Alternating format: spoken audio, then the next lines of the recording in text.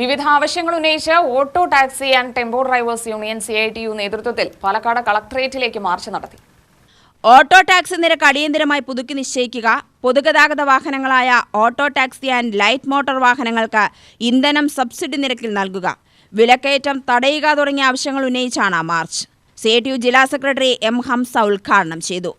ഈ രാജ്യത്തിലെ തൊഴിലാളി വർഗ പ്രസ്ഥാനം പറയുന്നത് ഇന്ത്യയുടെ ഭരണാധികാരി നിങ്ങൾ ഇന്ത്യയിലെ ജനങ്ങളാൽ തെരഞ്ഞെടുക്കപ്പെട്ട ഭരണാധികാരിയാണ്. അതുകൊണ്ട് നിങ്ങൾ ഇന്ത്യയിലെ ജനങ്ങൾക്ക് വേണ്ടി ഭരിക്ക്, ഇന്ത്യയിലെ ജനങ്ങൾക്ക് വേണ്ടിയുള്ള നയം രൂപീകരിക്ക്.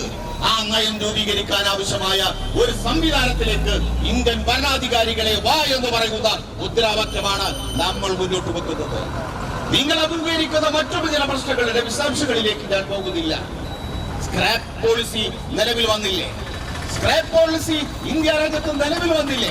ആ സ്ക്രാപ്പ് പോളിസി അനുസരിച്ച് 10 കൊല്ലം കഴിഞ്ഞ ഡീസൽ വാഹനങ്ങൾ റോഡിലോടാൻ പാടില്ല.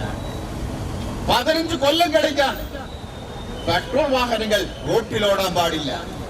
സ്ക്രാപ്പ് പോളിസി ആർക്കു വേണ്ടിയാ?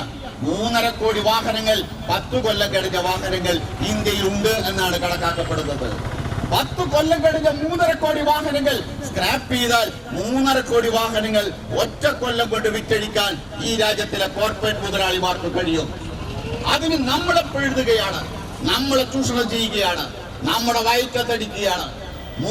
10 കൊല്ലം കഴിഞ്ഞ 3.5 കോടി വാഹനങ്ങൾ ഒറ്റ കൊല്ലം കൊണ്ട് മാർക്കറ്റിൽ ഇറക്കാൻ വേണ്ടിയാണ് സ്ക്രാപ്പ് പോളിസി വന്നത്.